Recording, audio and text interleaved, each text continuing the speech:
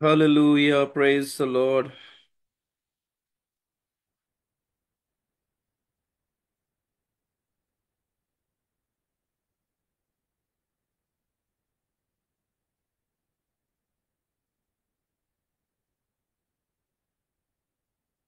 Yes, praise the Lord. ପ୍ରଭୁଙ୍କର ମହାନ ପବିତ୍ର ନାମର ଗୌରବ ହେଉ ପୁନର୍ବାର ଏହି ବାଇବଲ ଷ୍ଟଡିରେ ଜୁମ୍ ଦ୍ୱାରା ଆଉ ୟୁଟ୍ୟୁବ ଦ୍ୱାରା ଜଡ଼ିତ ହେଉଥିବା ସମସ୍ତ ପ୍ରଭୁଙ୍କର ପ୍ରଭୁଙ୍କ ଠାରେ ପ୍ରିୟ ଭାଇ ଭଉଣୀ ମାନଙ୍କୁ ମୋର ନମସ୍କାର, ପ୍ରେଜ ଦ ଲର୍ଡ ଜ୍ଞାପନ କରୁଅଛି।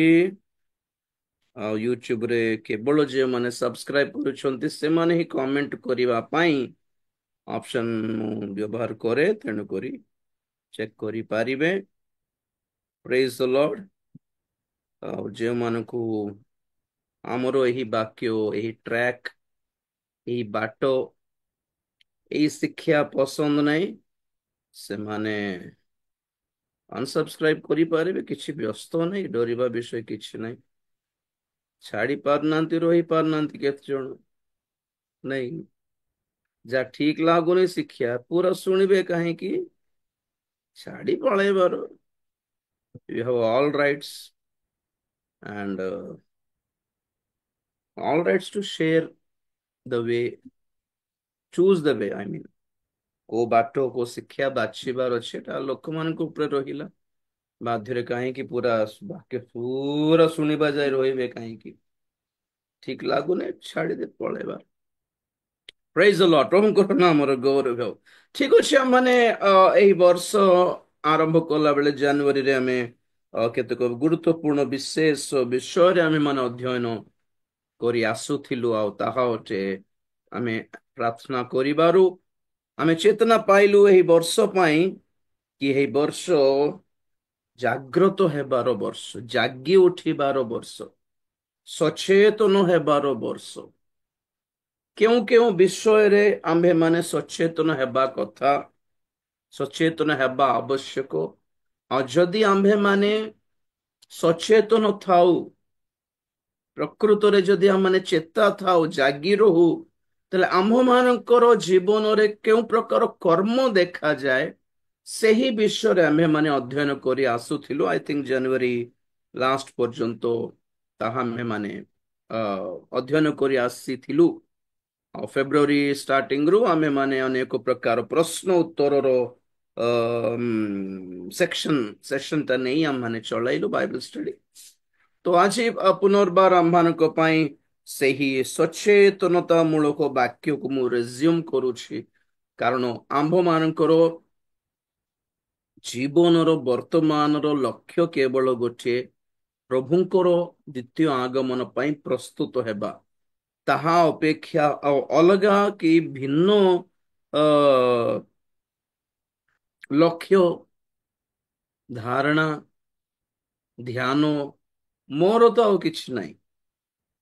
ଯାହା କିଛି ପବିତ୍ର ଆତ୍ମା ମତେ ଚାଳନା ଦେଇକି ଚଳାନ୍ତି, ସେଥିରେ ମୁଁ ଚାଲେ ଆଉ ତାହା ହିଁ ଶିକ୍ଷା ଦିଏ। Not anything extra, Nothing extra. ପ୍ରଭୁଙ୍କର ଆଗମନ ପାଇଁ ପ୍ରସ୍ତୁତ ହେଉ ହେଉ ଯାହା ବାକି ରୁଟିନ ଲାଇଫ ତାହା ଚାଲୁଥିବ।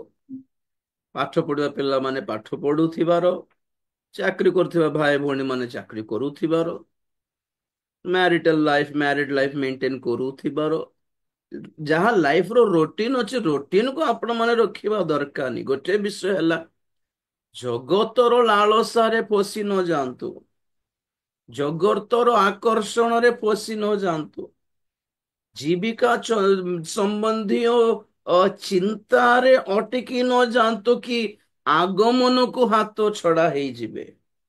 Don't do anything or don't be there in something which you may lose the rapture, by which you may lose the rapture। ରାପଚର କୁ ମିସ୍ ହେଲା ଭଳି କିଛି କରନ୍ତୁନି ଆଜ୍ଞା। ଆମେ ମାନେ ଶୁଣୁଥିଲୁ କି ମତ୍ତତା, ମଦ୍ୟପାନ, ଜୀବିକା ସମ୍ବନ୍ଧୀୟ ଚିନ୍ତା ରେ ଲୋକମାନେ ଫାନ୍ଦରେ ଫସିଯାଇ ଆଗାମୀ କ୍ରୋଧରେ ଧରା ପଡିଯାନ୍ତି। ଜୀବିକା ସମ୍ବନ୍ଧୀୟ ଚିନ୍ତା, ମତତା, ଖାଦ୍ୟ, ପେୟ, ଏହା ସବୁ ତ ବଡ ପାପ ନୁହେଁ। ଅବଶ୍ୟ ମଦ୍ୟପାନକୁ ତ ଆମେ କଥା କହୁନି ଏଇଠି ବର୍ତ୍ତମାନ। ଖାଇବା, ପିଇବା, ରହିବା, ପିନ୍ଧିବା, ଘର ଚଳାଇବା ଏସବୁ ଜୀବିକା ସମ୍ବନ୍ଧୀୟ ଚିନ୍ତା ଅଟେ। ଦିଜ୍ ଆର୍ ନଟ୍ ସିନ୍ସ, ଏହା ସବୁ ପାପ ନୁହେଁ। ତଥାପି ଆମ ମାନଙ୍କର ଡେଇଲି ଲାଇଫ ର ରୋଟିନ ବିଷୟ ବ୍ୟବହାର କରିକି ମଧ୍ୟ ଆମ୍ଭ ମାନଙ୍କୁ ଫାନ୍ଦରେ ଫସାଇ ପାରିବ ଶୈତାନ। ତାହା ପ୍ରତି ସତର୍କ ହୁଅନ୍ତୁ ବୋଲି କୁହାଯାଉଛି। ବି କେୟାରଫୁଲ। Praise the Lord. ତେଣୁ କରି ଲକ୍ଷ୍ୟ ହେଲା ପ୍ରଭୁଙ୍କର ଆଗମନ କାରଣ ବହୁତ ନିକଟବର୍ତ୍ତୀ ଅଛି। କେବେ କଣ ଏହା ଆମେ ମାନେ କୌଣସି ତାରିଖ ବ୍ୟବହାର କରିବା ନାହିଁ, କାହିଁକି ବେକାରରେ। କାଲି ବି ଆସି ଯାଇ ପାରନ୍ତି, ଏ 5-10 ବର୍ଷ ପରେ ବି ଆସିପାରନ୍ତି, ଜଣା ନାହିଁ। କିନ୍ତୁ ବାକ୍ୟର ଲକ୍ଷଣ ସବୁ ଶିଖିକି ଆଉ ଆଜିକାଲି ଦୁନିଆରେ ଯାହା କିଛି ଘଟଣା ଘଟୁଛି ଏସବୁ ଦେଖିକି ଆମେ ଜାଣିପାରୁଛୁ ହି ଇଜ ନିୟର, वो कहीं पास ही है। Hallelujah. We can feel it, ଆମେ ଫିଲ୍ କରିପାରିବା ଆବଶ୍ୟକ ଅଟେ। ଫିଲିଂସ୍ ଥିଲେ, ଯାହାର ଫିଲିଂସ୍ ଆଲାଇଭ୍ ଅଛି, ଆକ୍ଟିଭ ଅଛି, ସେମାନେ ଜାଣିପାରିବେ। ବାସ୍ ସେତିକି। ଆମେ କୌଣସି ଟେକ୍ନିକାଲି ତାରିଖ ପଛକୁ ଯିବା ନାହିଁ। ହାଲେଲୁୟା। ବାସ୍ ଗୋଟେ ବିଷୟ ମାନେ ଜାଣୁଛୁ, ମାନୁଛୁ, ଆଉ ଦେଖୁଛୁ, ଅପେକ୍ଷା କରୁଛୁ, ଆଉ ପ୍ରାର୍ଥନା ବି କରୁଛୁ ଶୀଘ୍ର ପ୍ରଭୁ ଆସିଯାଆନ୍ତୁ। ଆଉ ନାଇଁ ଆଉ ବିପଦ, ବିପତ୍ତି, ତୃତୀୟ ବିଶ୍ୱଯୁଦ୍ଧ, ଜିହୁଦୀ ମାନଙ୍କର ତୃତୀୟ ମନ୍ଦିର, କି ସେ ଲାଲ ବାଛୁରୀକୁ ବଳି ଦେବା, ଏଇ ସବୁ ବିଳମ୍ବ ହେଇପାରେ। ବିକଜ ୟୁ ନୋ ଭଣ୍ଡ ଖ୍ରୀଷ୍ଟ ଆସିବା ଯାଏ ଏଇ ସବୁ ସେଟଲ ହେବନି, ଫାଇନାଲାଇଜ ହେବ ନାହିଁ ଏଇ ସବୁ ବିଷୟ। ତେଣୁ ଏଇଟା ହେଉଛି ବୁଲିଲା ପରେ ତା ପଛରେ ଦେଖନ୍ତି କାରଣ ହେବ ନାହିଁ, ହେଲା ପରି ଲାଗୁଥିବ। ମୁଁ ବହୁତ ଥର କହିଲି ଆପଣ ମାନଙ୍କୁ, ତୃତୀୟ ବିଶ୍ୱଯୁଦ୍ଧ ଆରମ୍ଭ ହେଲା ପରି ଲାଗୁଥିବ, ହେବ ନାହିଁ ବୋଲି କହିଲି। ଏବେ ଇସ୍ରାଏଲ ଜିହୁଦୀ ମାନେ ଲାଲ ବଛରେ ବଳି ଦେଇକି ତୃତୀୟ ମନ୍ଦିର ନିର୍ମାଣ ହେଇଯାଉଛି, ବୋଲ ନାହିଁ, ହେବ ନାହିଁ, ହେବ ନାହିଁ। ଭଣ୍ଡ ଖ୍ରୀଷ୍ଟ ଆସିକି ତାହାର ହାତରେ ହିଁ ଯାହା କିଛି କାମ ହେବା ବିଷୟ ଅଛି ତାହା ସେ ଆସିବା ଯାଏ ହେବନି ତ ଆଉ ହେଲା ପରି ଲାଗୁଥିବ। ସବୁ କିଛି ଥମି ଯାଉଛି କହିଲା ପରି ଲାଗୁଥିବ ନାହିଁ। ତ ଏଇ ସବୁ ବିଷୟକୁ ଦେଖିକି ଆମେ ମାନେ ରିଆକ୍ଟ ହେବା ବିଷୟ ଆଉ କିଛି ନାହିଁ। Only one and only thing, ଏଇ ସବୁ ବିଷୟ ଘଟଣା ସବୁ ଘଟିବାର ଆରମ୍ଭ ହେଲେ, ଆରମ୍ଭ, ଦ ବିଗିନିଂ, ପ୍ରସବ ବେଦନାର ଆରମ୍ଭ, ଏଇ ସବୁ ଘଟଣାର ଆରମ୍ଭ ହେଲେ ତୁମ୍ଭେ ମାନେ ଉର୍ଦ୍ଧ୍ୱ ଦୃଷ୍ଟି କର ବୋଲି ବାଇବେଲ କହେ। କାରଣ ତୁମ୍ଭ ମାନଙ୍କର ମୁକ୍ତି ସନ୍ନିକଟ। ତ ବର୍ତ୍ତମାନ ଆମ ମାନଙ୍କର କର୍ତ୍ତବ୍ୟ ଏହି କି ଜଷ୍ଟ ଲୁକ୍ ଅପ୍, ଉର୍ଦ୍ଧ୍ୱ ଦୃଷ୍ଟି କରିବାର। ଉର୍ଦ୍ଧ୍ୱ ଦୃଷ୍ଟି ମାନେ what does it mean? ଉର୍ଦ୍ଧ୍ୱ ଦୃଷ୍ଟି ମାନେ କଣ? ସକାଳଠୁ ସନ୍ଧ୍ୟା ଯାଏ ବାହାରକୁ ଯାଇକି ଛିଡା ହେଇକି ଉପରକୁ ଦେଖିବାର କି? ନା ଘର ଉପରେ ଦେଖୁଥିବ କି ଫ୍ୟାନ ବୁଲୁଥିବ, ସିଲିଂ ଦେଖୁଥିବ କି? ଉର୍ଦ୍ଧ୍ୱ ଦୃଷ୍ଟି ମାନେ ବାଇବଲରୁ ଆଗମନର ପଦ ପର୍ବ ପ୍ରତି ଦୃଷ୍ଟି କର ବୋଲି ଅର୍ଥ। ବାଇବଲର କୋଉ ବି ପଦ ପର୍ବ ପ୍ରତି ଅଧିକ ଆକର୍ଷିତ ହଉଛନ୍ତି? God is just going to bless India ବୋଲିଲା ପରେ ଭାବବାଣୀ ପ୍ରତି ଦୃଷ୍ଟି ଅଛି କି? ସବ ଫେକ୍ ଗୋଟେ। No country is going to be blessed right now. No country, even America ହେଉ or even ଯେଉଁ ଦେଶ ପରମେଶ୍ୱରଙ୍କର ଦେଶ ବୋଲି କହୁ, ସେ Israel B is not going to be blessed right now because they have to receive the Antichrist. ଯେଉଁ ଜନତା, ଯେଉଁ ପ୍ରଜା ଭଣ୍ଡ ଖ୍ରୀଷ୍ଟକୁ ବିଶ୍ୱାସ କରିବାକୁ ଯାଉଛନ୍ତି, ସେଇ ଜିହୁଦୀ ମାନଙ୍କୁ ବ୍ଲେସିଂ ମିଳିବ ବୋଲି କେମିତି ଭାବୁଛନ୍ତି ଆପଣ ମାନେ? ଦୁଇ ସାକ୍ଷୀ ଆସିବା ଯାଏ, ଦୁଇ ସାକ୍ଷୀଙ୍କର କଥା ଶୁଣିବା ଯାଏ ଜିହୁଦୀ ମାନଙ୍କର ଆଉ ପରିତ୍ରାଣ ନାହିଁ। ଆଉ ଯେଉଁମାନେ ପରିତ୍ରାଣ ପାଇବେ ମହାକ୍ଲେଶ କାଳରେ, ସେ 1,44,000 ଜିହୁଦୀ ମାନେ ମଣ୍ଡଳୀରେ ସଂଯୁକ୍ତ ହେବେନି, କାରଣ ମଣ୍ଡଳୀ ତ ପଳାଇବ ତ ଆଉ। ଚର୍ଚ୍ଚ ମଣ୍ଡଳୀ ପଳାଇଲା ପରେ ଆଉ କୋଉ ଲୋକ ମଣ୍ଡଳୀ ଭିତରେ ପଶିବ? ସୋ ଏଇ ସମସ୍ତ ବିଷୟ ମାନେ ଅଧ୍ୟୟନ କରି ସାରିଛୁ ପ୍ରକାଶିତ ବାକ୍ୟ ବେଳେ, ତେଣୁକରି ଭ୍ରାନ୍ତ ହୁଅନ୍ତୁ ନାହିଁ। ଏତେ ନା ଏତେ ଡିପ୍ ଷ୍ଟଡି କଲା ଭଳି ଲୋକମାନଙ୍କର ପେସେନ୍ସ ନାହିଁ ଆଜିକାଲି, ଦାସ ମାନଙ୍କର। କାହିଁକି ବୋଲି କହିଲେ, ଏତିକି ଡିପ୍ ଷ୍ଟଡି କରିକି ଏଟା ସବୁ ବୁଝାଇଲେ କିଏ ଶୁଣିବାର ମନ କାହାକୁ ଅଛି କୁହନ୍ତୁ ତ? ଲୋକମାନଙ୍କୁ ବି ଗୋଟେ ସୁସ୍ଥତା ଦରକାର, ପଇସା ଦରକାର, କୌଣସି ଅଭାବ କି କଷ୍ଟ ନଥିବା ଗୋଟେ ହ୍ୟାପିର ଲାଇଫ ଦରକାର, ସୁଖ ବିଳାସର ଜିନ୍ଦଗି ଦରକାର। ତାହା ପାଇଁ ଅପେକ୍ଷା କରୁଛନ୍ତି। ଆଉ ଲୋକମାନେ ଯାହା ଅପେକ୍ଷା କରୁଛନ୍ତି, ଆଶା କରୁଛନ୍ତି, ତାହା ହିଁ ବାଇବଲରୁ ପଦପର୍ବ କାଢିକି ଲୋକମାନଙ୍କୁ ପ୍ରଚାର କରାହଉଛି। ତେଣୁକରି ଏ ମାନେ ଖୁସି, ସେମାନେ ଖୁସି। ପ୍ରାକ୍ଟିକାଲ ନୁହେଁ ସେଟା। ଏଇ ଶେଷ ଯୁଗରେ, ଶେଷ ଦିନ ମାନଙ୍କରେ ଖ୍ରୀଷ୍ଟିଆନ ମାନଙ୍କୁ ସୁଖ ବିଳାସର ଜୀବନ ଦେବେ ବୋଲି କୋଉଠି ଲେଖା ଅଛି? ବାଇବଲ ଗୋଟେ ଦେଖାନ୍ତୁ ମତେ ପଦ। People have taken all wrong, सब गलत ले लिए लोग। ଖ୍ରୀଷ୍ଟିଆନ ମାନଙ୍କ ପାଇଁ ଜଗତରେ ସୁଖ ବିଳାସର କୌଣସି ଟେନସନ ନଥିବା ଜିନ୍ଦଗି ମିଳିବ ବୋଲି କୋଉଠି ବାଇବଲରେ ଲେଖା ହେଇଛି? ମତେ ଦେଖାନ୍ତୁ ଗୋଟେ ନୂତନ ନିୟମରେ। ବିପଦରେ, କଷ୍ଟରେ, କ୍ଲେଶରେ, ଅଭାବରେ, ରୋଗ ବ୍ୟାଧି ବ୍ୟଥାରେ, ଆକେଲାପନରେ, ଲୋନଲିନେସ ରେ, ତାଡନାରେ, ପରିତ୍ୟକ୍ତତାରେ ପରମେଶ୍ୱର ତୁମ ସାଙ୍ଗରେ ଥିବେ ବୋଲି କହିଲେ। ଜଗତରେ ଶାନ୍ତି ନ ମିଳିଲେ ବି ଈଶ୍ୱରଙ୍କ ଲାଗି ତୁମକୁ ଶାନ୍ତି ମିଳିବ ବୋଲି କହିଲେ।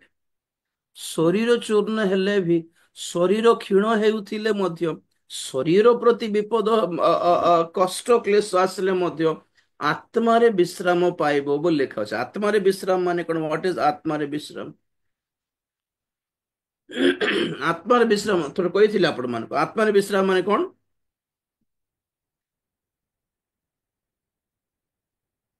ପରିତ୍ରାଣ ପାଇଲେ ଆତ୍ମା ରିଲାକ୍ସ ହେଇଯିବ। ସେଇ ଆମର ଆତ୍ମା ଇଚ୍ଛୁକ, ଶରୀର ଦୁର୍ବଳ, ଏଇ ଶୀର୍ଷକରେ ମୁଁ ମେସେଜ କହିଲା ବେଳେ କହିଥିଲି। ଶରୀରର ସମସ୍ତ ପାପ କର୍ମ ଲାଗି ବ୍ୟସ୍ତତା କାହାକୁ ଅଛି? ମାନେ ଆତ୍ମାକୁ ଅଛି। କାହିଁକି ଲୋକମାନେ ଏଇ ବୃଦ୍ଧ ବୟସ୍କ ଲୋକ କାହିଁ କୁମ୍ଭ ମେଳା, କୁମ୍ଭ ମେଳାରେ ଏତେ ଲୋକ ଯାଇ କାହିଁକି ବୁଲିଲେ ବୋଲୁଛନ୍ତି? What is the reason? ମୁଁ ପ୍ରଭୁଙ୍କୁ ଧନ୍ୟବାଦ ଦିଏ, କମ ସେ କମ ଏତିକି ହେଲେ ସେମାନଙ୍କ ଚେତନା ଅଛି କି ସେମାନେ ଫିଲ୍ କରିପାରିଲେ କି ସେମାନେ ସମସ୍ତେ ପାପୀ ଅଟନ୍ତି ବୋଲି। କାରଣ ସେମାନେ ଶୁଣୁଛନ୍ତି କି ଏଇ ପୁଣ୍ୟ ତିଥିରେ ସେ ତ୍ରିବେଣୀ ସଙ୍ଗମମ୍, ନାଇଁ କି ଗଙ୍ଗା ଯମୁନା ସରସ୍ୱତୀର ତିନୋଟି ନଦୀର ମିଳନ, ଆଉ ଏ ପୁଣ୍ୟ ତିଥିରେ ସେଇ ଭିତରେ ସେ ପାଣିରେ ବୁଡ଼ିଲେ ପାପ ଧୋଇ ହେଇଯିବ ବୋଲି ସେମାନେ ଶୁଣିକି ପରା ଗଲେ। ट्रेन भर्ती, गाड़ी फाड़ी भर्ती, बस फस भर्ती। से कुंभ मेଳରେ ସେ ପ୍ରୟାଗରାଜରେ 10 କିଲୋମିଟର ଦୂରରେ ଗାଡି ଫାଡି ଛାଡି ଚାଲି ଚାଲି ଖରାକୁ ଯାଇକି ବୁଡିକି ଆସୁଛନ୍ତି ସେ ମଇଳା ପାଣିରେ। ଲୋକମାନଙ୍କର ବ୍ୟସ୍ତତା ଦେଖ ତ। क्यों ସେ ବ୍ୟସ୍ତତା? ମିନ୍ସ ଦେ ୱାଣ୍ଟ ରିଡେମ୍ପସନ। ସେମାନଙ୍କୁ ମୁକ୍ତି ଦରକାର। ସେ ମୁକ୍ତି ପାଇଁ ଯାଇଛନ୍ତି। ତ କେବଳ ଗୋଟେ ପ୍ରୋବ୍ଲେମ, ମୁକ୍ତି ମୁକ୍ତି ପାଇବାର ଆଶା ଅଛି, କିନ୍ତୁ କେମିତି ହେଲେ ମୁକ୍ତି ମିଳିବାର ତରିକା କଣ ସେମାନେ ଜାଣି ପାରିଲେ, ସେମାନଙ୍କ ପାଖରେ ପହଞ୍ଚି ପାରିଲା ନାହିଁ ବୋଲି ଅର୍ଥ। ନାଇଁ, ସେମାନଙ୍କ ନିକଟରେ ପହଞ୍ଚି ପାରିଲା ନାହିଁ, ସୁସମାଚାର ପହଞ୍ଚିଲା ନାହିଁ ବୋଲି କହୁଛି ମୁଁ। ଏତିକି କମ ସେ କମ ମାଇଣ୍ଡ ସେଟ ଅଛି କି ମୁକ୍ତି ପାଇଁ ସେମାନେ ବଢିଛନ୍ତି। କମ ସେ କମ ଏତିକି ମାଇଣ୍ଡ ସେଟ ଅଛି କି ମୁକ୍ତି, ପାପ କ୍ଷମା ନହେଲେ, ପାପରୁ ମୁକ୍ତ ନହେଲେ ବିପଦ ଅଛି ବୋଲି ଜାଣିଛନ୍ତି। କଣ ଗୋଟେ ଦଣ୍ଡ ମିଳିବ, ଭଗବାନ ମାନେ କି ଦେବ ଗଣ କି ଦଣ୍ଡ ଦେବେ ନା କଣ, ଆଉ ସେଇ ଆଲର୍ଟନେସ୍ ଅଛି ଆଟଲିଷ୍ଟ ସେମାନଙ୍କୁ। ଆମର ଆମର କିଛି ନାହିଁ। ଆମକୁ ଖାଲି ପେଟ ବଥା, ଅଣ୍ଟା ବଥା, ଜବ ମିଳିବାଟା, ଲାଇଫ ସେଟଲ ହେବାଟା ଛଡା ଖ୍ରୀଷ୍ଟିଆନ ମାନେ କେବେ ହେଲେ ପାପରୁ ମୁକ୍ତି ମିଳୁ ବୋଲିବାର କେବେ ହେଲେ ସେ ଆଶା ଅଛି? ଖ୍ରୀଷ୍ଟିଆନ ହେଇକି ଲୋକ ଭାବୁଛନ୍ତି, ବହୁତ ଥର କହିଲେ ଖ୍ରୀଷ୍ଟିଆନ ପରିବାର ଜନ୍ମ ହେଇକି ମାନେ ଭାବୁଛନ୍ତି ଆମେ ଖ୍ରୀଷ୍ଟ ପରିବାର ଜନ୍ମ ହେଇକି ଅଟୋମେଟିକଲି ଆମେ ମୁକ୍ତ ହେଇଗଲୁ, ଆମେ ଅଟୋମେଟିକ ପ୍ରଭୁ କ୍ଷମା କରୁ। ଆରେ କେବେ ଆପ୍ଲାଏ କଲ କି? ପାପ କ୍ଷମା ପାଇଁ କେବେ ପ୍ରଭୁଙ୍କ ଦରଖାସ୍ତ ଦେଲ କି? କେବେ ଅନୁତାପ କଲ କି? ନାଇଁ, ସେଇଟା ସବୁ ନଥିବ। ତ ଏଇଟା ହେଲା ପ୍ରୋବ୍ଲେମ କଣ, ପଏଣ୍ଟ କଣଟା ଥିଲା ମାନେ ଆତ୍ମା ବ୍ୟସ୍ତ ହଉଛି କି ମରିଲେ ମୋର ହାଲତ କଣ ବୋଲି। ତ ଯେତେବେଳେ ପ୍ରଭୁଙ୍କ ପାଖକୁ ଆସିଲୁ, ପ୍ରଭୁ ଯେତେବେଳେ ଆମକୁ କ୍ଷମା କଲେ, ଆତ୍ମା ପରିତ୍ରାଣ ପାଇଲା। ଆଉ ଯେତେବେଳେ ଆତ୍ମା ପରିତ୍ରାଣ ପାଇଲା, ଆମର ନାମ ଜୀବନ ପୁସ୍ତକରେ ଲେଖାଗଲା କି ଯେଉଁଦିନ ମରିବୁ ସେଇଦିନ ଆତ୍ମା ନରକକୁ ତ ଯିବ ନାହିଁ। ଯେତେବେଳେ ଆତ୍ମା ନରକରୁ ବଞ୍ଚିତ ହେଇଗଲା, ତ ଆତ୍ମା କଣ ପାଇଲା? ବିଶ୍ରାମ ପାଇଲା, ରିଲାକ୍ସ। ଶରୀରର କଷ୍ଟ, ଟେନସନ, ଦୁଃଖ, ତାଡ଼ନା, ଅପମାନ, ବ୍ୟାଧି ବ୍ୟଥା ଏଇ ସବୁ ଥିବ ହିଁ। ଚାଲ ପ୍ରଭୁଙ୍କର ଆଗମନ ପର୍ଯ୍ୟନ୍ତ ଏଇ କ୍ଷୟଣୀୟ ଶରୀର କାଢି ଦେଇ ଅକ୍ଷୟ ଶରୀର ଧାରଣ କରିବା ପର୍ଯ୍ୟନ୍ତ ଶରୀର ଶାରୀରିକ ଟେନସନ ଇଜ କମନ, ଇଣ୍ଟାକ୍ଟ ରହିବ का। किंतु आत्मा is relaxed because we are saved. हम लोग बच गए। এইটা প্রভু প্রমিস কলে, দিস হ্যাজ বিন প্রমিসড।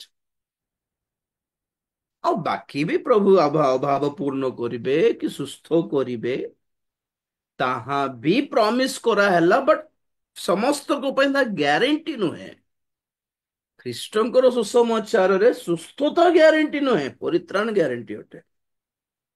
ସୁସ୍ଥତା ସ୍ପଟରେ ମିଳି ନପାରେ, ଧୀରେ ଧୀରେ ଧୀରେ ଧୀରେ ସୁସ୍ଥ ବି ହେଇଯାଇପାରୁ। ସ୍ପଟରେ କଣ ମିଳୁଛି? ପରିତ୍ରାଣ ମିଳିଯିବ। ୱାଓ, डिफरेंस बुझंतु। Healing and blessings may be given और नॉट, मे नॉट बी, मिल भी सकता है, नहीं भी मिल सकता है।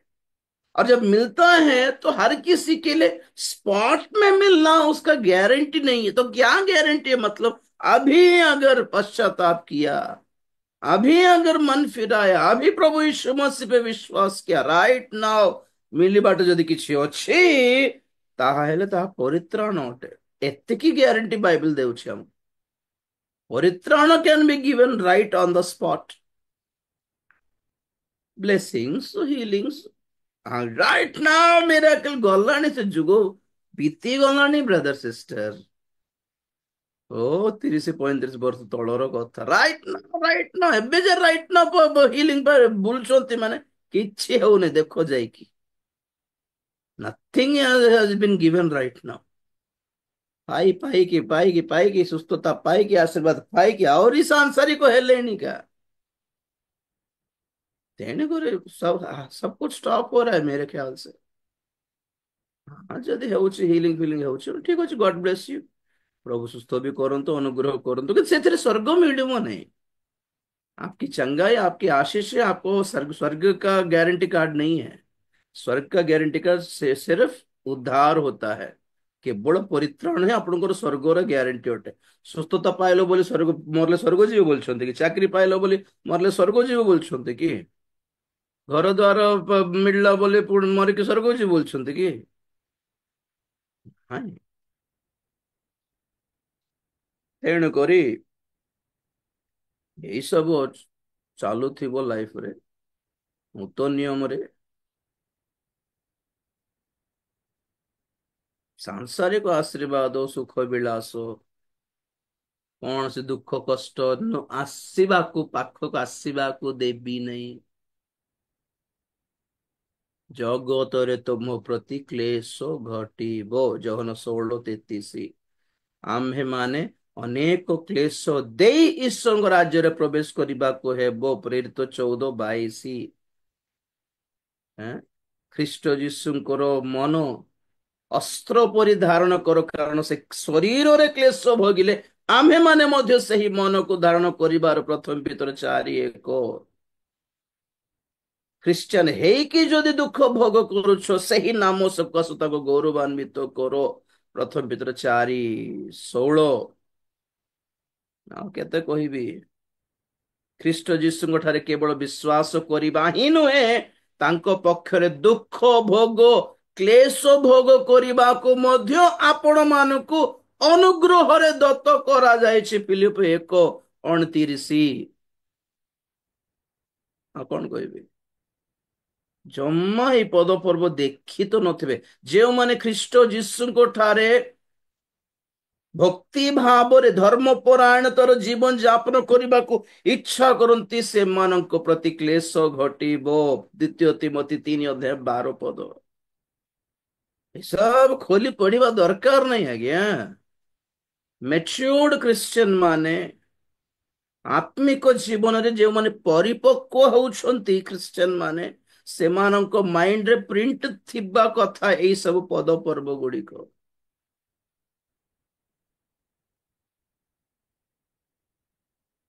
ସବୁ କୁଆଡେ ଭାସି ଗଲେଣି ଆଗେ। ନଥିବା ଶିକ୍ଷା ଆଉ ଶିକ୍ଷକ ମାନଙ୍କୁ ଧରିକି ହଜାର ଥର କହୁଛି ବୋଲି ଦୁଃଖ କରନ୍ତୁନି। ଏଇଟା ହିଁ ମେନ୍ ରିଜନ। ଏଇଟା ଆମ୍ଭେ ମାନେ ଶିକ୍ଷା ପ୍ରତି, ଶିକ୍ଷକ ମାନଙ୍କ ପ୍ରତି ସତର୍କ ହେଉନଥିବାରୁ ଏଇ ହାଲତ। କଣ କହିଲେ ଆପଣ ଆପଣ କାହିଁକି ତାଙ୍କୁ କାହିଁକି କହୁଛନ୍ତି, ତାଙ୍କ ବିଷୟରେ କାହିଁକି କହୁଛନ୍ତି, ତାଙ୍କୁ ଯାଇକି ଡାଇରେକ୍ଟ କହୁନାହାନ୍ତି।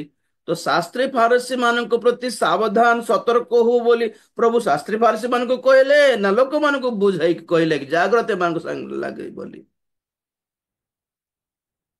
ନା ପ୍ରାର୍ଥନା କରି ଜାଣିବେ, ନା ପବିତ୍ର ଆତ୍ମା ପାଇ ଜାଣିବେ, ନା ଆପଣ ପିଲା ଛୁଆ ମାନଙ୍କୁ ସେବାକୁ ଦେଇ ଜାଣିବେ, ନା ନିଜେ ମିଶନରୀ କାମ ପାଇଁ ସେବାକୁ ବାହାରି ଜାଣିବେ। ଆମକୁ ଶିଖାଉଥିବା ବାକ୍ୟ କେମିତି ପ୍ରଚାର କରିବାର। People are like that. Okay, problem नहीं। सबके बस की बात नहीं है ये। ଯେଉଁମାନେ ମନୋନୀତ ନୁହନ୍ତି ଏଇ ଶିକ୍ଷାକୁ ଗ୍ରହଣ କରି ପାରିବେ ତ ନାହିଁ। ଆଉ ଏଥିରେ ଜାଣି ଦିଅନ୍ତୁ କି ମନୋନୀତ କିଏ, ମନୋନୀତ ହେଇ ନଥିବା ଲୋକ କିଏ। when people don't agree, हैं, ମନ ମାନୁ नहीं, ମାନେ कुछ ଡେଞ୍ଜର ଜୋନ ରେ ଅଛନ୍ତି, ଜାଣିଛନ୍ତି ନା ନାଇଁ? ଦେଖ ପଦ ଦେଖ। ହଁ, ଡେଞ୍ଜର ପଦ ଗୋଟେ ଦେଖେଇବି। ଦ୍ୱିତୀୟ ବଂଶାବଳୀ।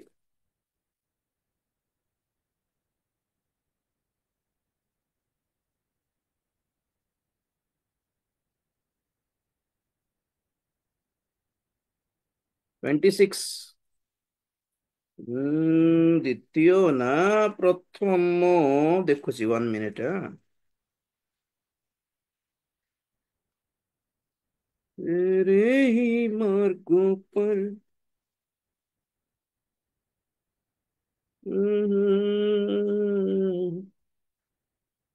Thank you Lord, hallelujah. ବହୁତ କମ ହିଁ ଦେଖାଏ, କେତେକ ସିକ୍ରେଟ ପଦ ଯାକ ଥାଏ ଯାହା ମୁଁ ବେଶୀ ବାହାରେ ଦେଖାଏ ନାହିଁ। ତେଣୁ କରି ମନେ ନଥାଏ ମତେ ବେଳେ ବେଳେ।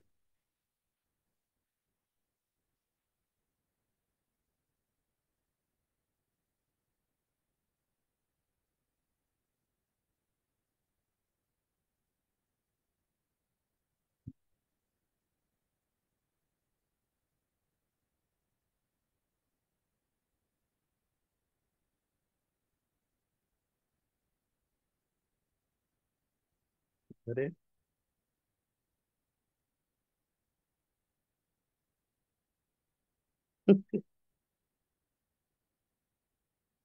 ମିଳିଲେ ଦେଖାଇବା, ନ ମିଳିଲେ ଆଉ ନାହିଁ।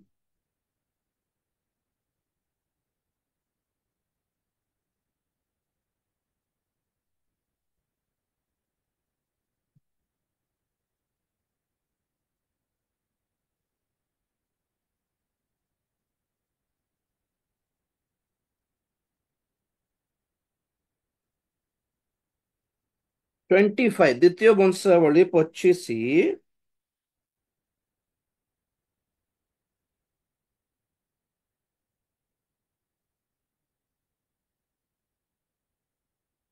ଦ୍ୱିତୀୟ ବଂଶାବଳୀ 25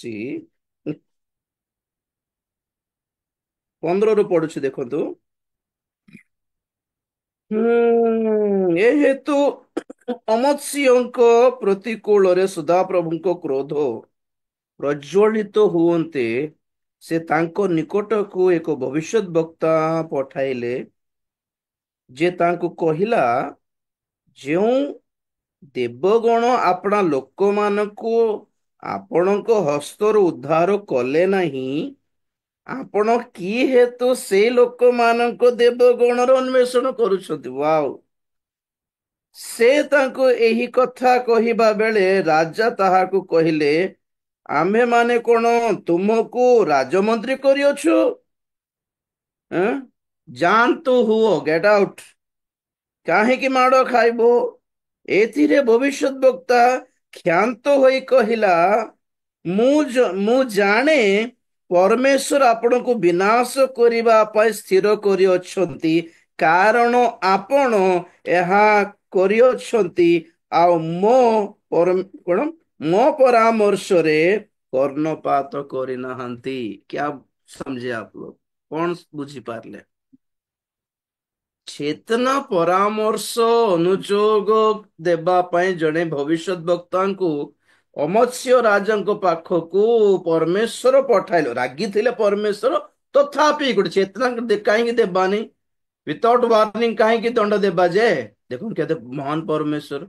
ରାଗିଲେ ମଧ୍ୟ, ଜଣେ ରାଜାଙ୍କର ପାପ ଲାଗି ପରମେଶ୍ୱର ରାଗିଲେ ମଧ୍ୟ, ଷ୍ଟିଲ୍ ଗଡ୍ ହ୍ୟାଜ ଗିଭେନ୍ ଅ ଚାନ୍ସ। ଯାଇକି ପରାମର୍ଶ ଦିଅ, ଚେତନା ଦିଅ, ଧମକାଅ ବୋଲି ଭବିଷ୍ୟତ ବକ୍ତାଙ୍କୁ ପଠାଇଲେ। ଭବିଷ୍ୟତ ବକ୍ତା ସେ କହୁଛନ୍ତି, ଲାଷ୍ଟ କୁ ତମେ ବି ଦେବଗଣର ପୂଜା କରୁଛ କି? ତମେ ଯାଇକି ଯେଉଁ ଦେଶ ଉପରେ ମାଡି ଆସିଲ, ସେଇ ଦେବଗଣର ସେଇ ଦେଶର ଦେବଗଣ ହିଁ ତମ ହାତରୁ ସେ ଆପଣା ଲୋକମାନଙ୍କୁ ରକ୍ଷା କରିପାରିଲା ନାହିଁ। ସେ ଦେବଗଣକୁ ତୁମେ କାହିଁକି ପୂଜା କରୁଛ? କି କଥା ଏଟା? ବୁଦ୍ଧି ଅଛି ନା ନାଇଁ? କମନ ସେନ୍ସ ଅଛି ନା ନାଇଁ? ବୋଲାରୁ ରାଜା କହିଲା, ତୁମେ ମୋର ମନ୍ତ୍ରୀ କି? ତୁମେ ମୋର ଲାୟର କି? ତୁମ ମୋର ଆଡଭାଇଜର କି? ତୁମକୁ ନିଯୁକ୍ତ କଲି କି ଦରମା ଦେଇକି? କିଏ ତୁମକୁ ପଠେଇଲା? ଯାଅ, ଗେଟ୍ ଆଉଟ୍। କିଏ ତୁମକୁ କହିଲା ଆମକୁ ବୁଝାଇବାକୁ ଏଇ ସବୁ? ଚାଲ ଯାଅ ବୋଲି କହିଲାରୁ ଭାବବାଦୀ ମନେ ମନେ ଭାବିଲା, ପୁଣି କଣ? ଓ ସରି, ବୁଝିଲି। ପରମେଶ୍ୱର ତୁମକୁ ବିନାଶ କରିବା ପାଇଁ ଫିକ୍ସ କରିଦେଇଛନ୍ତି। କେମିତି ପ୍ରମାଣ? ମୁଁ କହିଲେ ବି ତୁମେ ଶୁଣିଲ ନାହିଁ ତ, ତେଣୁକରି ଜଣା ପଡୁଛି, ୟେସ୍, आपका टाइम खत्म हो गया। ଯେତେବେଳେ ଏହି ପରାମର୍ଶ, ଏହି ଚେତନା, ଏହି ଅନୁଯୋଗ ପ୍ରତି ଲୋକମାନେ ଗ୍ରହଣ କରୁନାହାନ୍ତି ମନ ଭିତରକୁ, मीन्स उसका मतलब क्या है? हो गया, उनका टाइम हो गया। और नहीं। ହୋଇଥିଲି ନହୁଙ୍କର ଜଳପ୍ଲାବନ ସମୟରେ ପବିତ୍ର ଆତ୍ମା କହିଲେ, ଏଇ ଲୋକମାନଙ୍କ ସହିତ ମୋର ଆତ୍ମା ସଦା ସର୍ବଦା ଯୁକ୍ତି ତର୍କ କରିବ ନାହିଁ। ପରମେଶ୍ୱର କହିଲେ, ଆମ୍ଭର ଆତ୍ମା ଏମାନଙ୍କ ଉପରେ ଅଧିଷ୍ଠାନ କରିବେନି, ଅଧିଷ୍ଠିତ ହେବେ ନାହିଁ। ସେଇ ଅଧିଷ୍ଠାନ, ଅଧିଷ୍ଠିତକୁ ତେଲୁଗୁ ବାଇବଲ, ଇଂଲିଶ ବାଇବଲରେ ଦେଖିବେ, my spirit shall not strive with man। strive means fight କରିବାଟା, ବାରମ୍ବାର ବୁଝାଇବାଟା। ସେ ସେ ପାପ କରୁଥିବ, ହିଁ କରୁଥିବ, ପବିତ୍ର ଆତ୍ମା ସେ କହିବ, ନା ଏଇଟା କର ନାହିଁ, ତୁମେ ବୁଝ ମୋର କଥା, ତୁମେ ଭୟ କର ଈଶ୍ୱରକୁ ବୋଲି। ଏପଟେ ପବିତ୍ର ଆତ୍ମା ଚେତନା ଦେଲା ପରେ ମଧ୍ୟ ଲୋକମାନଙ୍କର ହୃଦୟ କଠିନତା ଦେଖ ତ, ଉଲ୍ଟା ପଟେ ହିଁ ବୁଝୁଥିବେ। ତ ପବିତ୍ର ଆତ୍ମା କହିଲେ, ଆପଣ ନା, ସବୁଦିନ ଯାଇକି ମୁଁ ଏମାନଙ୍କ ସହିତ ଯୁକ୍ତି ତର୍କ କରିବି କି? ମୋର ଗୋଟେ ସେଲ୍ଫ ରେସ୍ପେକ୍ଟ ନାହିଁ କି? ଯିବି ନାହିଁ। बोलला बेलକୁ ପରମେଶ୍ୱର କହିଲେ, ସେମିତି କୁହ ନାହିଁ, ପବିତ୍ର ଆତ୍ମା ତମେ ନ କହିଲେ ଆଉ କେମିତି ଅନୁତାପ କରିବେ ଏମାନେ? ତ ପବିତ୍ର ଆତ୍ମା କହିଲେ, ସବୁଦିନ ସଦା ସର୍ବଦା ତ କରିପାରିବିନି, ତ କେତେ ଦିନ କରିବ? ବର୍ଷ କରିବି ବୋଲେ। ତ ମନୁଷ୍ୟର ପରମାୟୁ 120 କୁ ଘଟି କମିକୁ ଯାଇଥିଲା ସେତେବେଳେ। ତ ଆଜି ଏଇ 120 ବର୍ଷ ବୋଧେ ପବିତ୍ର ଆତ୍ମା କଥା ହେଲା ପରେ ପବିତ୍ର ଆତ୍ମା ଫେରି ଗଲେ ଆଉ କହିଲେ ପରମେଶ୍ୱରକୁ ଆଉ ନାହିଁ ଇଣ୍ଟୁ। ସେହିଦିନ ପରମେଶ୍ୱର ନୋହଙ୍କୁ କହିଲେ ଜାହାଜ ଭିତରେ ପ୍ରବେଶ କର, ଜାହାଜର ଦ୍ୱାର ବନ୍ଦ କର, ଆଉ ଟାଇମ ନାହିଁ। ତ ବହୁତ ଜଣ ସେମାନେ ଏତିକି ଦେଖିକି ବୁଝି ମଧ୍ୟ ପାରୁନାହାନ୍ତି, ଭିତରକୁ ନେଇ ପାରୁନାହାନ୍ତି, ମାନେ ଆଉ ସେମାନଙ୍କୁ କଣ କହିବା ଯେ बस गया और चांसेस नहीं है उनका। ଏମାନଙ୍କ ପାଇଁ କାନ୍ଦିବାର, ହାତ ଟେକିବାର, ନିବେଦନ ପ୍ରାର୍ଥନା, ମଧ୍ୟସ୍ଥି प्रार्थना, मध्यरात्रि, सब नहीं चलेगा वो सब काम। ଜାଣି ଦେବାର ଆଜ୍ଞା, ଚିହ୍ନି ଦେବାର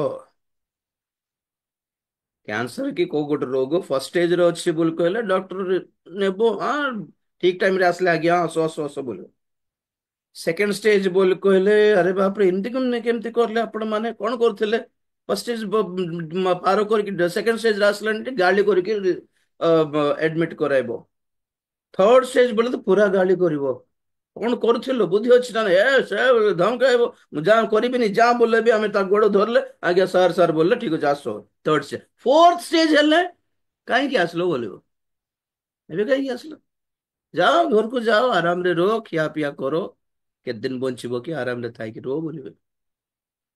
तो ये लोग ना, जो लोग नहीं सुनते, नहीं समझते, यकीन नहीं करते, ग्रहण नहीं करते, इनका ना लास्ट स्टेज चल रहा है। तो इनका कुछ उपाय नहीं आओ सत्य कौन है कि ମୁଁ ମଜାରେ କହୁନି ଏଟା ସବୁ।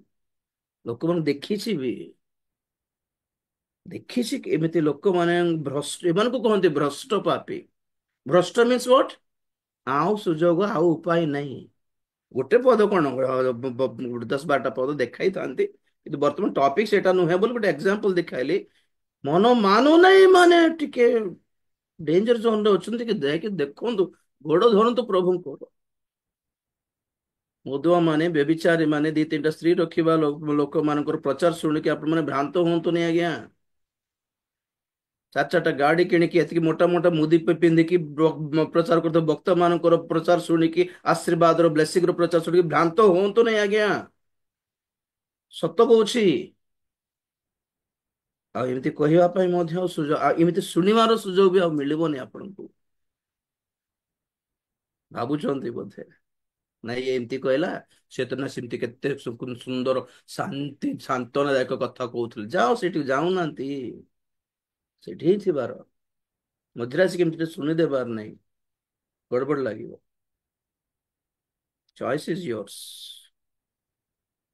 ଏଇ ସତ୍ୟ ଶିକ୍ଷା, ଏଇ ଚେତନା ମୂଳକ ଶିକ୍ଷା, ସଂଶୋଧନ ମୂଳକ ଶିକ୍ଷା, ପବିତ୍ରତା ଧାର୍ମିକତାର ଶିକ୍ଷା, ଜଗତରୁ ପୃଥକ କରି ଈଶ୍ୱରଙ୍କ ନିକଟବର୍ତ୍ତୀ କରାଉଥିବା ଶିକ୍ଷା ଗ୍ରହଣ କରିବାର ମନ ଯଦି ହେଉନାହିଁ,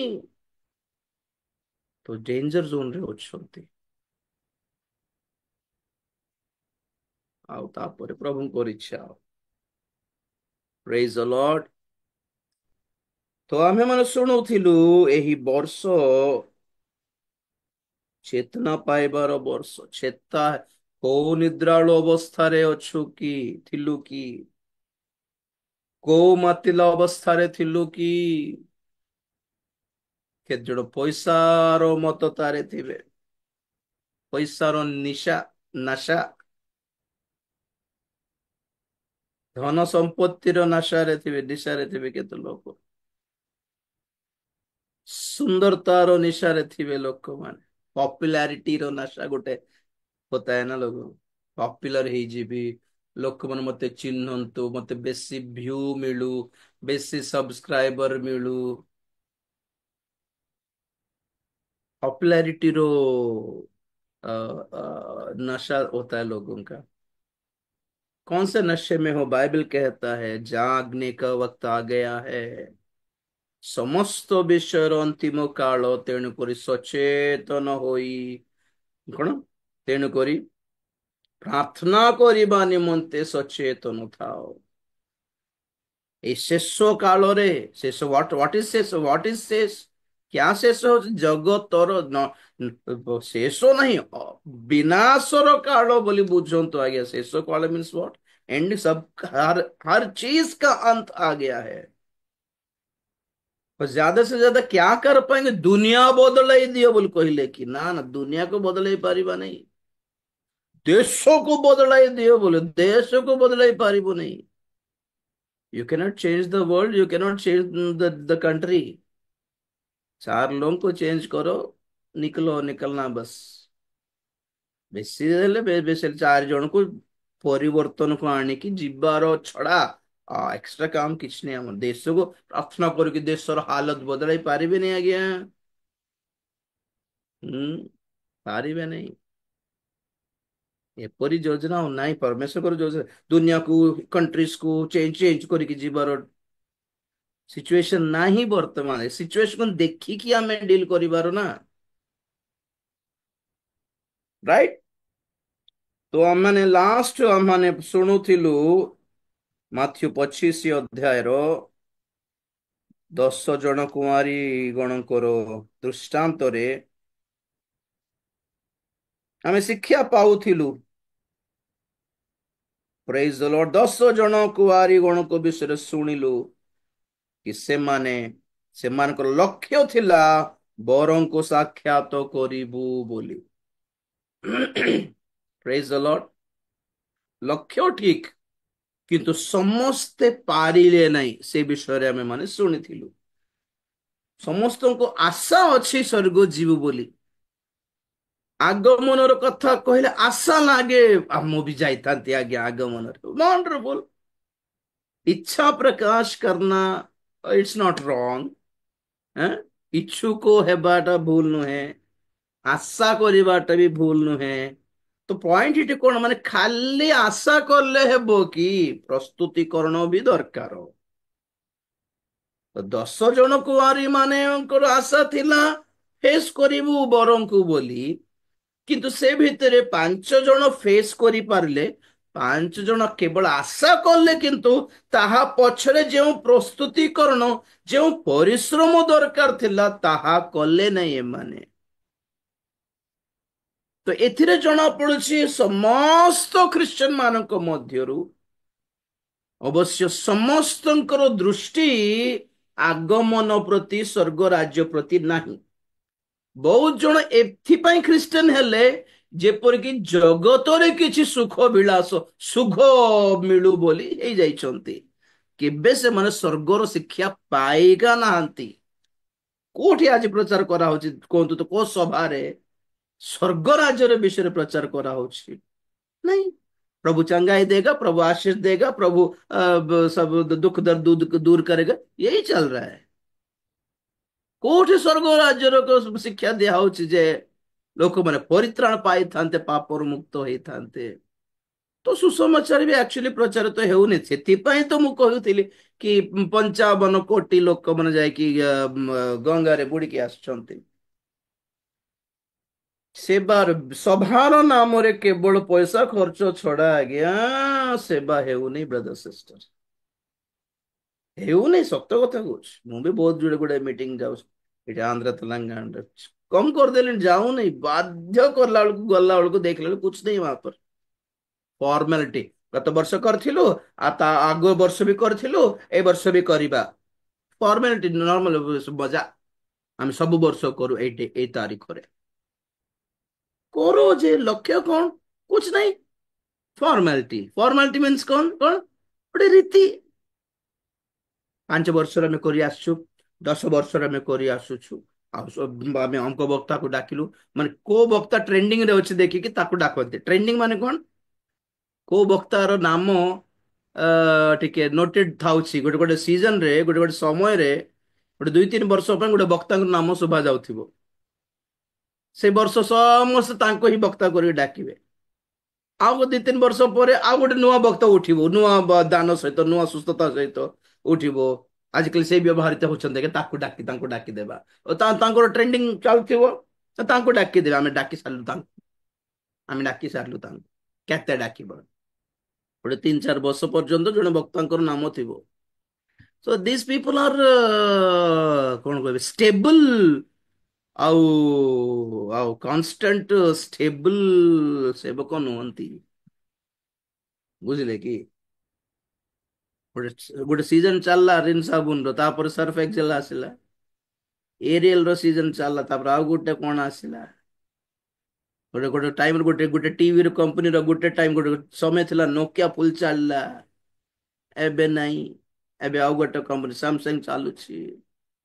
ଭିଭୋ ଆସିଲା, ଓପୋ ଆସିଲା, ଏମିତି ଗୋଟେ କମ୍ପାନିଜ ର ଗୋଟେ ଟ୍ରେଣ୍ଡିଂ ସିଜନ ଥିବ, ଗୋଟେ 4-5 ବର୍ଷ ସେମାନଙ୍କର ନାମ ହିଁ ଶୁଭା ଯାଉଥିବ। ସେମିତି ସିନେମା ହିରୋ ହିରୋଇନ୍ସ ମାନେ ବି ଗୋଟେ 4-5 ବର୍ଷ ଖାଲି ଗୋଟେ ହିରୋର ହିରୋଇନ ର ନାମ ଚାଲୁଥିବ, ତାପରେ ସେ ଆଉ ଦେଖା ଯାଉନଥିବ। ସେମିତି ବକ୍ତା ମାନେ ବି ହେଇଗଲେ, ଏଇ ପପୁଲାର ବକ୍ତା ମାନେ ସବୁ। ଆଉ ପରେ ପରେ ଆଉ ନାହିଁ। ଆଜ୍ଞା ଏ ସୁସ୍ଥତା ବେଶୀ ଦିନ ଚାଲେ ନାହିଁ ଆଜ୍ଞା। ବୁଝିଲେ କି? ବାକ୍ୟ ଚାଲିବ, ବାକ୍ୟ ସ୍ଥିର, ବାକ୍ୟ ବଦଳିବ ନାହିଁ, ଶିକ୍ଷା ବଦଳିବ ନାହିଁ ଆଜ୍ଞା। ଆପଣ ମାନେ ମିରାକଲ୍ସ ଉପରେ ଯଦି ଆପଣର ଜୀବନର ଭିତ୍ତିମୂଳ ସ୍ଥାପନ କରିଛନ୍ତି ମାନେ, ସେ ସିଜନ ସରିଲା, ସେ ଟ୍ରେଣ୍ଡିଂ ସରିଲା, ଆପଣ ବି ସରିଯିବେ। ବାକ୍ୟ ଉପରେ ଯଦି ଭିତ୍ତିମୂଳ ବସାଇଲେ, ତ ବକ୍ତା ଥାଉ କି ନଥାଉ ଆପଣ ଠିଆ ଥିବେ ଆଜ୍ଞା। ବୁଝିଲ? କାହିଁ ଆମର କିଛି ସଂସ୍ଥା ନାହିଁ, ଆମର ଗୁରୁ ମାନେ କିଏ ନାହାନ୍ତି ଆଜି। ଆମକୁ ଗାଇଡ କରିବା ଲୋକ କିଏ ନାହାନ୍ତି। ଆମକୁ ପରାମର୍ଶ କରିବା ଲୋକ କିଏ ନାହାନ୍ତି। ଆମକୁ ଗାଳି କରିବା ଲୋକ କିଏ ନାହାନ୍ତି। ତଥାପି ଜାଗ୍ରତ ହେଇକି ପର୍ଯ୍ୟନ୍ତ ଆସୁଛୁ କାହିଁକି ମାନେ ଶିକ୍ଷାକୁ ଧରିକି ପ୍ରଭୁଙ୍କ ଗୋଡକୁ ଧରିଲୁ। ଆମର ବକ୍ତା ମାନେ, ଆମର ଶିକ୍ଷକ ମାନେ ଆମକୁ ତାହା ହିଁ ଶିଖାଇଲେ। ଶିକ୍ଷାକୁ ଧର, ପ୍ରଭୁଙ୍କ ଗୋଡ ଧର। ଆଉ କିଛି ନାହିଁ। ଲୋକମାନେ ଅବିଶ୍ଵସ୍ତ ହେଇଯାଇ ପାରନ୍ତି, କିନ୍ତୁ ପ୍ରଭୁ ଅବିଶ୍ଵସ୍ତ ନୁହନ୍ତି। ତାଙ୍କୁ ଧରିବା ପର୍ଯ୍ୟନ୍ତ ନା ସେ ପଡିଯିବେ ନା ତମକୁ ପଡିବାକୁ ଦେବେ ବୋଲି ଶିଖାଇଲେ ଆମକୁ। ଆମକୁ କୋଉ ସଂସ୍ଥା ଲେଖିକି ଦେଇନାହାନ୍ତି, ଆମକୁ କୋଉ ଜମି ଲେଖିକି ଦେଇନାହାନ୍ତି, ଆମକୁ ମଣ୍ଡଳୀ କିଛି ଦେଇନାହାନ୍ତି, ଆମକୁ ଗାଡି କିଛି ଦେଇନାହାନ୍ତି, ଆମକୁ ପଇସା କିଛି ପଠାଇ ନାହାନ୍ତି। ଆମକୁ ସେବାକୁ ପଠାଇଥିବା ଦାସ ମାନେ ଶିକ୍ଷା ଦେଲେ, ଅଭିଷେକ କଲେ, ଗୋ ବୋଲଲେ, ଯାଉ ବୋଲଲେ, ବସ୍। ମୁଁ ବି ସେଇଟା ହିଁ ଶିଖାଉଛି ବକ୍ତା ମାନଙ୍କୁ। ରାଜୀବ ଜାନଲକୁ ଧରନି, ବାକ୍ୟକୁ ଧର, ଶିକ୍ଷାକୁ ଧର, ସଠିକ ଶିକ୍ଷାକୁ ଧର। ମତେ ପଇସା ହିଁ ଦରକାର ଥିଲେ ପଇସା ପାଇବାର ଶିକ୍ଷା କହିପାରିବି ନାହିଁ କି ମୁଁ? ଲକ୍ଷ୍ୟ ସେଇଟା ନୁହେଁ।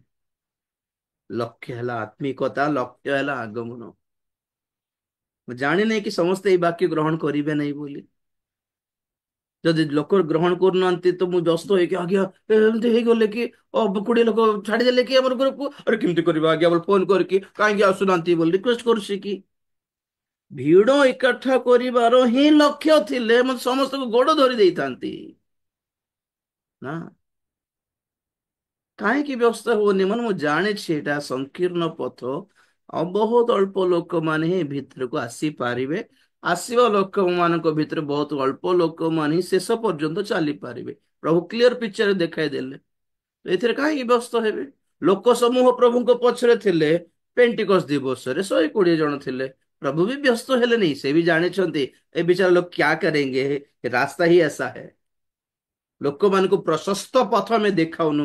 ଲୋକମାନଙ୍କୁ ହାଇ ଲାଗିଲା ପରି ପଥ ଆମେ ଦେଖାଇନୁ। ଲୋକମାନଙ୍କୁ ଗୋଟେ କମ୍ଫର୍ଟେବଲ ଲାଗିଲା ଭଳି ପଥ ଆମେ ଦେଖାଉନୁ। ଏମିତି ଏମିତି ଜୋରରେ କହିଲେ ହବ କି ଆଜ୍ଞା? ଏତେ କଠିନ ଦେଲେ ହେଲେ, ଏତେ କଡା ହେଲେ ହେବ କି ଆଜ୍ଞା? ବୋଲେ କଡା ତ ଆଉ କୋଉ ବାଇବେଲ ଧରି ଦେଇଛନ୍ତି କି? ନା ଇସ୍ରାଏଲୀ ମାନଙ୍କର ମିଶରରୁ କିରାଣକୁ ଯିବାର ପଥ ସହଜ ଥିଲା, ନା ଆତ୍ମିକ ଯାତ୍ରା ସହଜ ଥାଏ ଆଜ୍ଞା? ଠିକ ରେ ପଢିଥାନ୍ତେ, ବାଇବେଲ ବୁଝିଥାନ୍ତେ।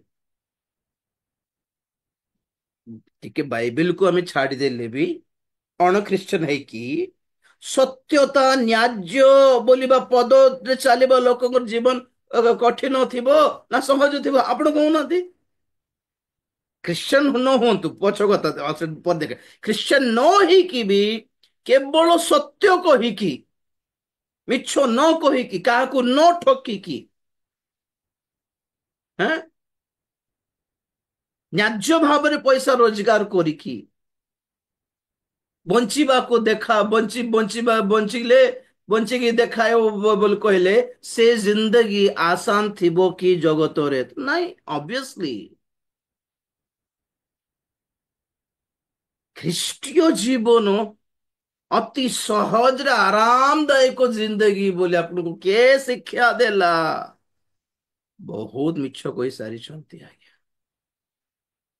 ସେଥିପାଇଁ ଆଜି ବଡ ଧାରଣାରେ ଲୋକମାନଙ୍କର ଖ୍ରୀଷ୍ଟିଆନଙ୍କର ଗର୍ଭାପ୍ସି ହେବାର ରିଜନ କଣ? ମାନେ ଏମାନେ ଗୋଟେ କଥା ଶୁଣିଲେ ଗୋଟେ ପ୍ରକାର ଚାଲ ଦେଖୁଛନ୍ତି ଲାଇଫ ଟା, ଖ୍ରୀଷ୍ଟିଆନ ଲାଇଫ ଟା। ଅବରେ ବାପରେ, ନା ପ୍ରଭୁ ରକ୍ଷା କରୁଛନ୍ତି ନା ପ୍ରଭୁ ଆସିକି ବଞ୍ଚାଉଛନ୍ତି। ତାଡନା ଥାଉଛି, ଅପମାନ ଥାଉଛି,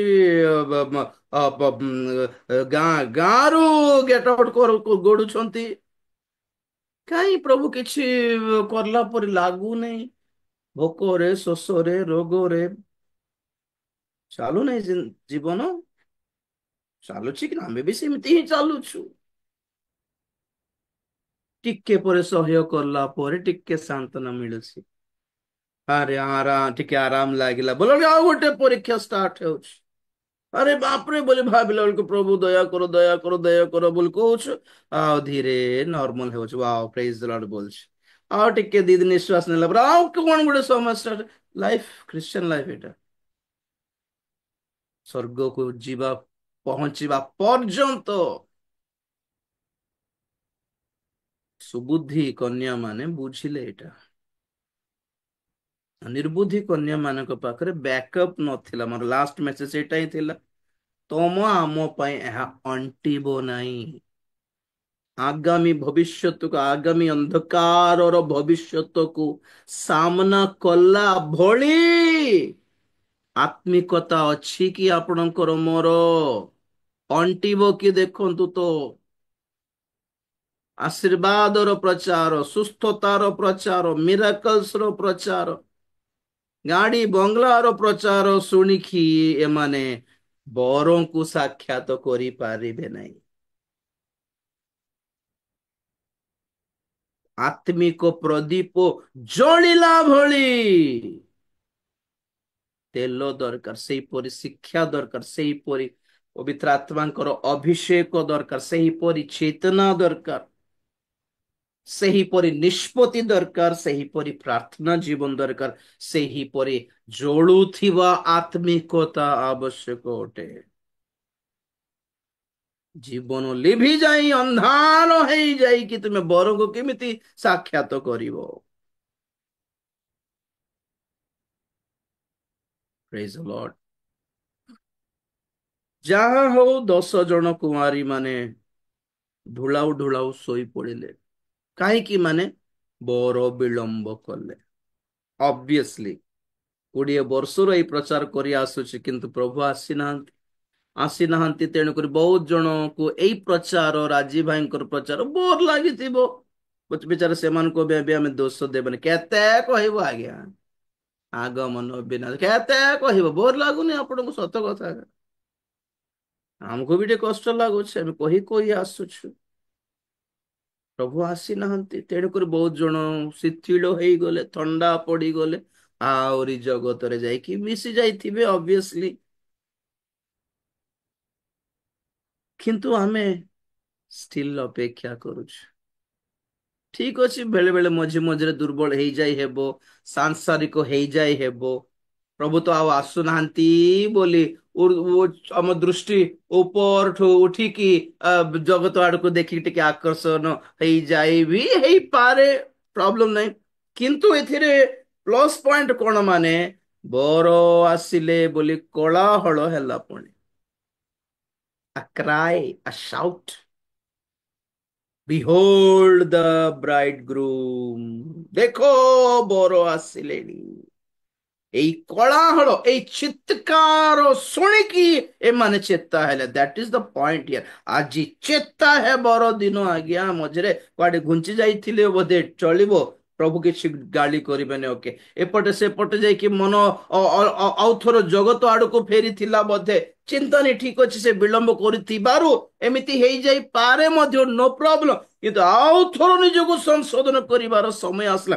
ଏଇ ବାଣୀ, ଏଇ ବାକ୍ୟର ଚେତନା ମୂଳକ ବାକ୍ୟର ଚିତ୍କାର କଳାହଳ ଶୁଣି ଚୌଙ୍କିକି ଉଠିବାର ଆଲାର୍ମ ବାଜୁଛି ପୁରା ଏଇଟା। ଉଠିକି କଣ କଲେ? ଆପଣା ପ୍ରଦୀପ ସଜାଡ଼ିଲେ। ପ୍ରେଜ୍ ଦ ଲର୍ଡ। ପ୍ରଦୀପ ମାନେ କଣ? ଆମେ ପଢିଥିଲୁ ହିତୋପଦେଶରେ, ମନୁଷ୍ୟର ଆତ୍ମା ଈଶ୍ୱର ଜଳାଇଥିବା ପ୍ରଦୀପ ପୁଣି। ତ ନମ୍ବର ୱାନ, ଆତ୍ମିକତାକୁ ଜଳାଅ, ଲିଭିବାକୁ ଦିଅନି। ଯୋଉଠି ପ୍ରଦୀପ ଲିଭିଯାଏ ସେଇଠି ଅନ୍ଧାର ପଳେଇ ଆସେ, ଅନ୍ଧକାର ପଳେଇ ଆସେ। ଆପଣ ଜଳୁଛନ୍ତି ନା ଲିଭି ଯାଇଛନ୍ତି କେମିତି ଜଣା ପଡିବ? ଆମେ ମାନେ ବାଇବେଲରେ ଦେଖୁଥିଲୁ, ଅନ୍ଧକାରର କର୍ମ ବୋଲି ଲେଖା ଯାଉଛି। ଯେଉଁମାନଙ୍କର ଜୀବନରେ ସେଇ ସବୁ କର୍ମ ଦେଖାଯାଏ, ସେଥିରେ ଜଣା ପଡୁଛି କି ସେମାନଙ୍କର କୁଆଡେ ଗଲା ମୋର ଫୋନ, ସେମାନଙ୍କର ଜୀବନରେ ଅନ୍ଧାର କାମ କରୁଛି। ରୋମିଓ 13 ପଡୁଛି, 12-13। ରୋମିଓ 13 ଅଧ୍ୟାୟ 12-13 ପଦ। ରାତ୍ରି ପାହାନ୍ତା ହେଉଅଛି, ଦିବସ ସନ୍ନିକଟ, ଅତଏବ ଆସ ଆମ୍ଭେମାନେ ଅନ୍ଧକାରର କର୍ମ ସବୁ ପରିତ୍ୟାଗ କରି ଆଲୋକର ସଜ୍ଜା ପରିଧାନ କରୁ। ରଙ୍ଗରସ, ମତ୍ତତାରେ, ଲମ୍ପଟତା ଓ କାମୁକତାରେ, ବିବାଦ ଓ ଈର୍ଷାରେ ଆଚରଣ ନ କରି ଆସ ଆମ୍ଭେମାନେ ଦିବସର ବିହିତ ଭଦ୍ର ଆଚରଣ କରୁ। ନାଇଁ କି? ରଙ୍ଗରସ, ମତ୍ତତା, ଲମ୍ପଟତା, କାମୁକତା, ବିବାଦ, ईर्ष्या, व्हाट आर दिस? अगर ये सब कार्य आपके मेरे जिंदगी में है तो हम लोग स्टिल अंधेरे में हैं। ଯଦି ଜଳିଛୁ ମାନେ ଏଇ ସବୁ ଆଉ ନଥିବ। ଅନ୍ଧକାରର କର୍ମ ସବୁ ଗ୍ରାସ ହେଇଯାଏ। କେମିତି ଫାଇଟ କରିବ କି ଅନ୍ଧକାର ସହିତ? କେତେ ଫାଇଟ କରିଲେ ଅନ୍ଧକାର ଦୂର ଯିବ? Nothing, fighting nothing, just light on କର, ଅନ୍ଧକାର ଆପେ ଆପେ ପଳେଇବ। ଜୀବନ ଜଳୁ ଆଜ୍ଞା। Praise the Lord. ପ୍ରଦୀପ ସଜାଡ, ନମ୍ବର ୱାନ। ନମ୍ବର ଟୁ, ଯେସାୟା 38:1 ଦେଖିଥିଲୁ, ଆଉ ଥରେ ଟିକେ ରିପିଟ କରୁଛି, ଅଳ୍ପ ଟିକେ। ଯେସାୟା 38:1 ଯେସାୟା କହିଲେ ହିଜକିୟଙ୍କୁ, ଆପଣା ଗୃହ ସଜାଡ। ହୁଁ, ସଦାପ୍ରଭୁ ଏହି କଥା କହନ୍ତି। ଯେସାୟା 38:1, ସଦାପ୍ରଭୁ ଏହି କଥା କହନ୍ତି, ତୁମ୍ଭେ ଆପଣା ଗୃହ ବିଷୟ ସଜାଡ, କାରଣ ତୁମ୍ଭେ ମରିବ, ବଞ୍ଚିବ ନାହିଁ। ଦ୍ୱିତୀୟରେ, ଯଦି ଆମେ ଚେତା ହେଇଛୁ, ଜାଗି ଉଠିଛୁ, ଜାଗ୍ରତ ହେଇଛୁ, ସଚେତନ ହେଇଛୁ, କୋଳାହଳ ଶୁଣିଛୁ, ଆଲାର୍ମ ବାଜିବାଟା ଶୁଣିକି ଉଠିଲୁ, ତାହେଲେ କଣ କରିବୁ? Correct your family. ଗୃହ ସଜାଡ। କେମିତି ଅଛନ୍ତି? ପୁଅ ଝିଅ ମାନଙ୍କର ଚାଲି ଚଳନ କେମିତି ଅଛି? ମା ବାପା ପରି ଆପଣଙ୍କର କିଛି ଦାୟିତ୍ୱ ଅଛି ନା ନାଇଁ? ସେମାନେ କେମିତି କଥାବାର୍ତ୍ତା କରୁଛନ୍ତି, କେମିତି ଡ୍ରେସଅପ୍ କରୁଛନ୍ତି, କାହାରି ସହିତ ବୁଲୁଛନ୍ତି, କାହାରି ସହିତ ଫ୍ରେଣ୍ଡସିପ କରୁଛନ୍ତି, ଏଇ ସବୁ ଯତ୍ନ ନେବାର ଦାୟିତ୍ୱ ମା ବାପାଙ୍କର ନାହିଁ କି?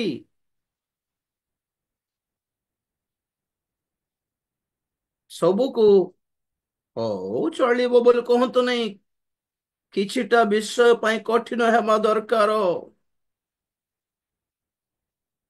ଆମ୍ଭ ମାନଙ୍କର ପ୍ରେମ, ଆମେ ମାନେ ଯେମିତି ଗେଲ କରୁ ପିଲାମାନଙ୍କୁ, ଆମ୍ଭ ମାନଙ୍କର ସେହି ପ୍ରେମ ସେମାନଙ୍କୁ ନଷ୍ଟ ନ କରୁ ଆଜ୍ଞା। That's the point here. ପ୍ରେମ କର ନାହିଁ, ରାଗି ଥାଉ ବୋଲି କହୁନାହିଁ, ମାରିଥାଉ ବୋଲି କହୁନାହିଁ, ଶାସ୍ତି ଦେଇଥାଉ ବୋଲି କହୁନାହିଁ। Your love should not spoil them. In fact, your love should save them. प्यार भी करो, शासन भी करो, ଗୃହ ସଜାଡ। ପରମେଶ୍ୱରଙ୍କର ବିରୁଦ୍ଧର ଅଶୁଚିତାର ଜିନିଷ କିଛି ଆଣିନ ତ, ଘରକୁ କିଣି ଆଣିନ ତ, ଦେଖ ଟିକେ ପିଲାମାନଙ୍କର ଲାଇଫଷ୍ଟାଇଲ ରଙ୍ଗ ନାହିଁ ତ ଟିକେ ଦେଖ ଟିକେ। ପଛ କଥା, ପିଲାମାନେ ନିଜେ ପରିତ୍ରାଣ ପାଇଲେ ଆଗମନରେ ଯିବେ। ସେଟା ସେମାନଙ୍କ ଉପରେ ରହିଲା, କିନ୍ତୁ ଆପଣଙ୍କର ଦାୟିତ୍ୱ ଯେତିକି ଥିଲା ସେଇ କର୍ତ୍ତବ୍ୟ ଉଣା ନ ହେଉ। ଏମିତି ନ ହେଉ ଯେମିତି ପରମେଶ୍ୱର ଏଲି ଯାଜକଙ୍କୁ ଗାଳି କଲେ, ରାଗିଲେ। ତୁମେ ଏତେ ମୁଁ ଗାଳି ରାଗୁଥିଲେ ମଧ୍ୟ ତୁମେ ଆପଣ ପିଲାମାନଙ୍କୁ ସପୋର୍ଟ କଲ, କିନ୍ତୁ କେବେ ବି ଶାସନ କରିନଥିଲ ବୋଲି ରାଗି ଯାଇଥିଲେ ପରମେଶ୍ୱର ଏଲି ଯାଜକଙ୍କୁ ଦେଖିକି। ସେମିତି ନ ହେଉ। ନମ୍ବର ଟୁ, ଗୃହ ସଜାଡ ଅର୍ଥାତ ପରିବାରକୁ ସଜାଡ଼ିବାର। ନମ୍ବର ଥ୍ରୀ, ଦ୍ୱିତୀୟ ବଂଶାବଳୀ 27:6, ସେକେଣ୍ଡ କ୍ରନିକଲ୍ସ 27:6 ପଢୁଛି, ଏହି ରୂପେ ଯଥମ ସଦା ପ୍ରଭୁ ଆପଣା ପରମେଶ୍ୱରଙ୍କ ସମ୍ମୁଖରେ ଆପଣା ପଥ ସଜାଡ଼ିବାକୁ ଆଁ, ପରାକ୍ରାନ୍ତ ହେଲେ। Praise the Lord. ୱାଓ। କଣ ସଜାଡ? ପଥ ସଜାଡ। ଯଦି ଜାଗ୍ରତ ହେବୁ, ଯଦି ଚେତା ହେବୁ, କଣ କରିବୁ? Correct your ways. ପ୍ରଥମରେ ପ୍ରଦୀପ ସଜାଡ଼ିବାର, ଦ୍ୱିତୀୟରେ ପରିବାରକୁ ସଜାଡ଼ିବାର, ତୃତୀୟରେ ଆମର ନିଜର ପଥ। କୋଉ ପଥରେ ଯାଉଛୁ ଦେଖ ତ। ହଁ,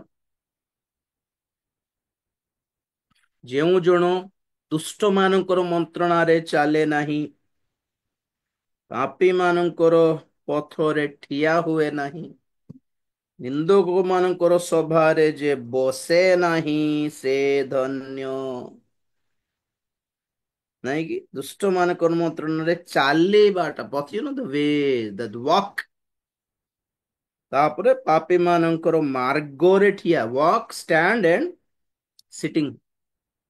आपका उठना, बैठना, चलना किस रास्ते पर है देखो तो एक बार। मद दुकान ଯିବାର ରାସ୍ତାରେ ଯାଉଛ କି? ସାଙ୍ଗସାଥୀ ମାନଙ୍କର ରାସ୍ତାରେ ଯାଉଛି କି? କାମୁକତା ଆଡକୁ ବାଟ କାଢିକି ଯାଉଛ କି? ଖରାପ ଲୋକମାନଙ୍କ ଘର ଆଡକୁ ବାଟ କରିକି ଯାଉଛ କି? कहाँ जा रहे हैं आपका रास्ता?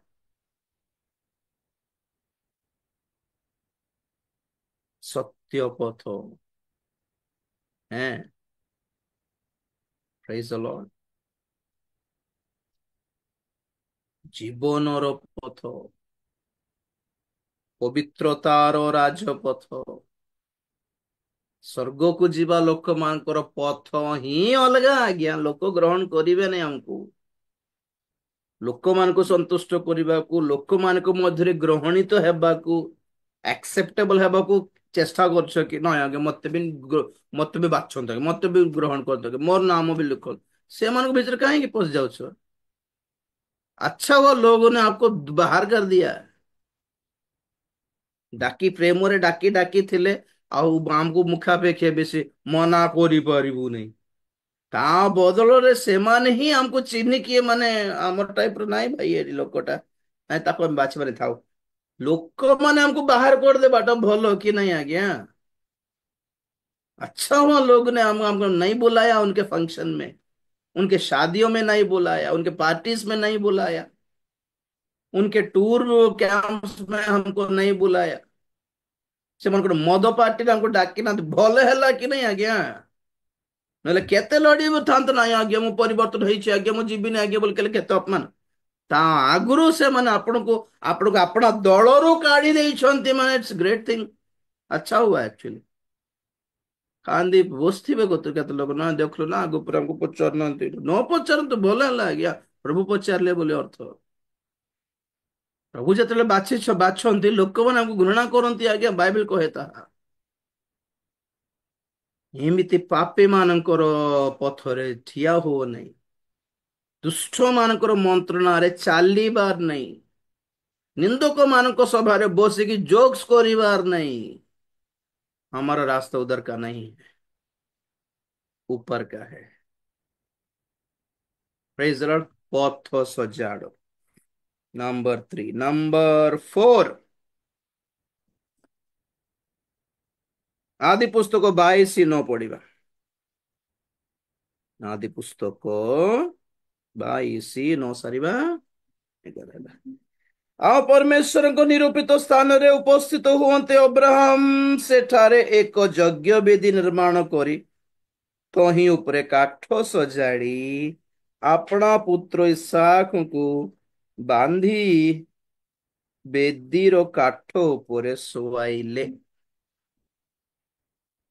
ବେଦୀ ସଜାଡ, କାଠ ସଜାଡ, do something which is sacrificial for God।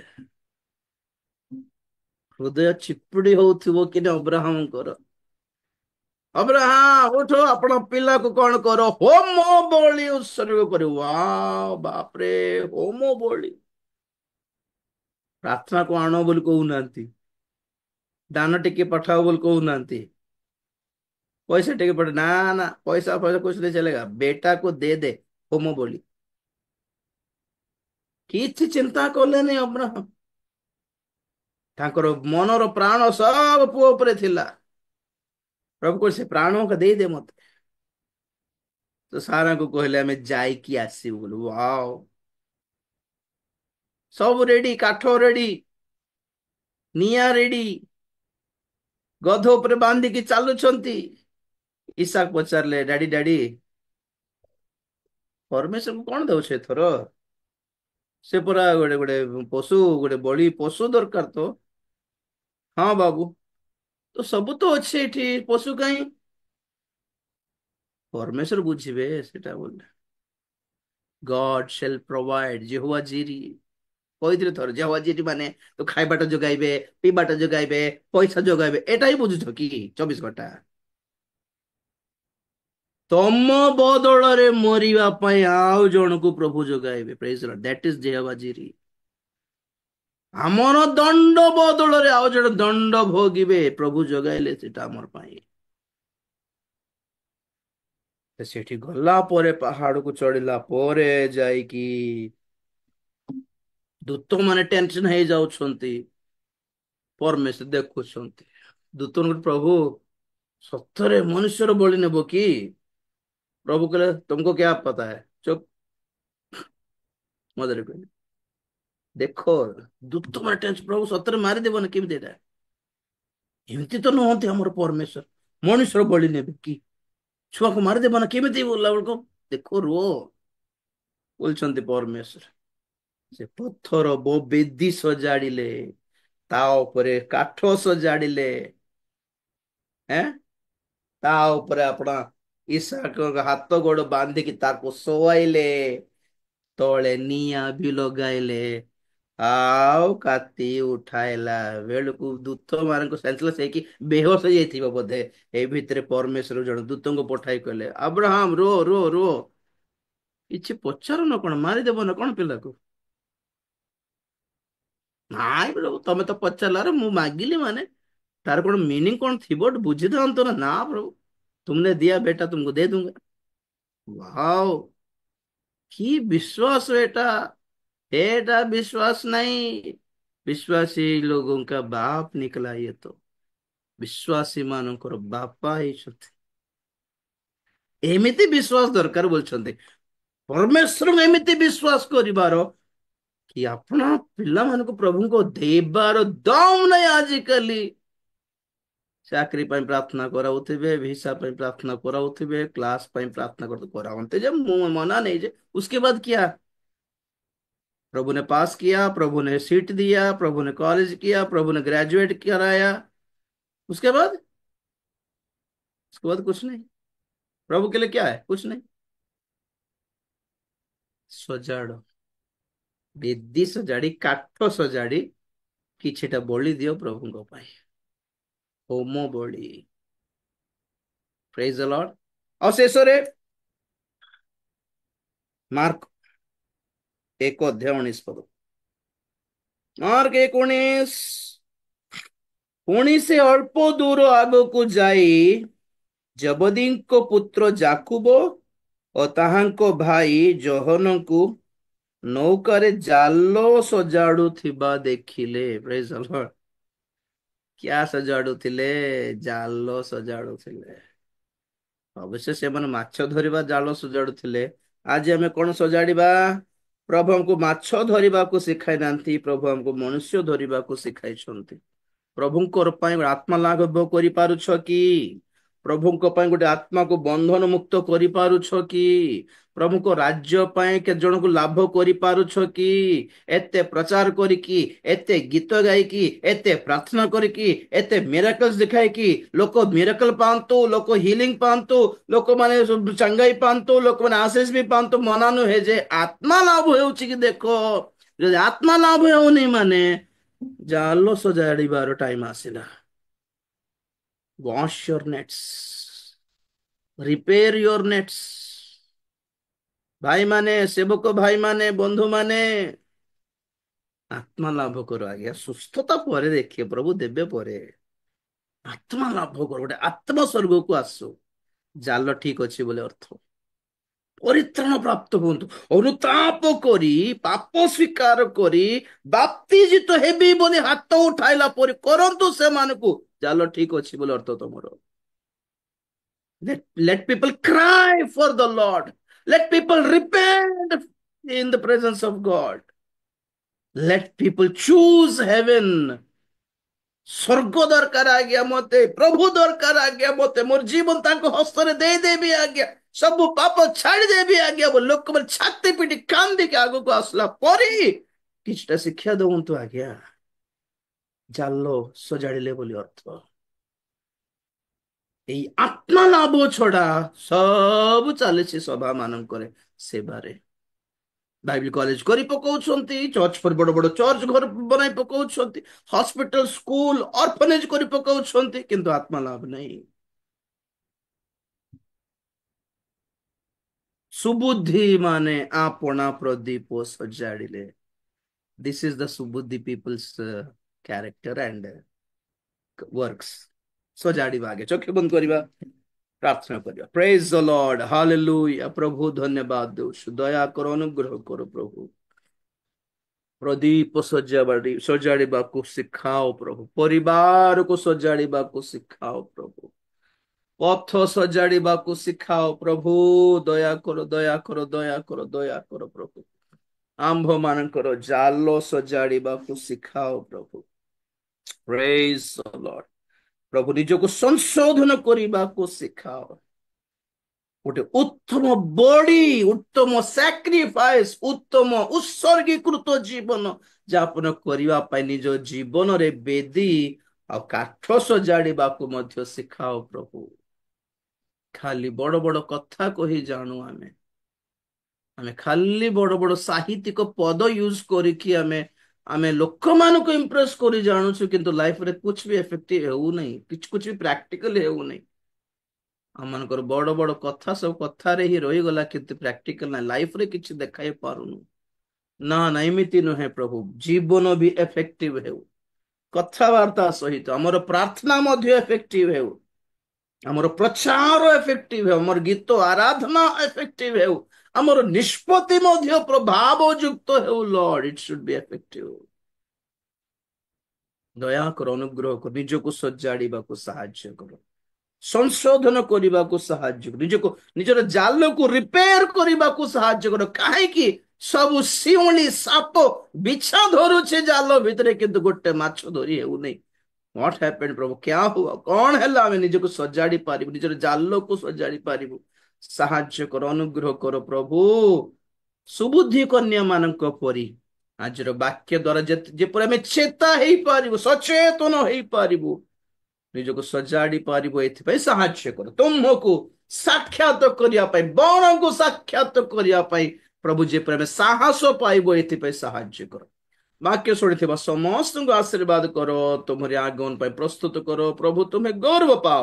ଧନ୍ୟବାଦ। ଏଇ ପ୍ରାର୍ଥନା ପ୍ରଭୁ ଯୀଶୁ ଖ୍ରୀଷ୍ଟଙ୍କ ପବିତ୍ର ନାମରେ ମାଗିଲେ ପିତା, ଆମେନ୍। ଏତେବେଳେ ପିତା ପରମେଶ୍ୱରଙ୍କର ପ୍ରେମ, ପୁତ୍ର ପ୍ରଭୁ ଯୀଶୁ ଖ୍ରୀଷ୍ଟଙ୍କର ଅସୀମ ଅନୁଗ୍ରହ, ପବିତ୍ର ଆତ୍ମାଙ୍କର ଶାନ୍ତି, ସହାୟତା, ସହଭାଗିତା, ପ୍ରଭୁଙ୍କର ଗୌରବମୟ ଦ୍ୱିତୀୟ ଆଗମନ ପର୍ଯ୍ୟନ୍ତ ଆମ୍ଭ ସମସ୍ତଙ୍କର ସଦା ସହବର୍ତ୍ତୀ ହୁଅନ୍ତୁ। ଆମେନ୍। ଯୀଶୁଙ୍କ ନାମରେ ଜୟ, ଯୀଶୁଙ୍କ ରକ୍ତରେ ଜୟ, କାଲବରୀ କ୍ରୁଶର ଜୟ।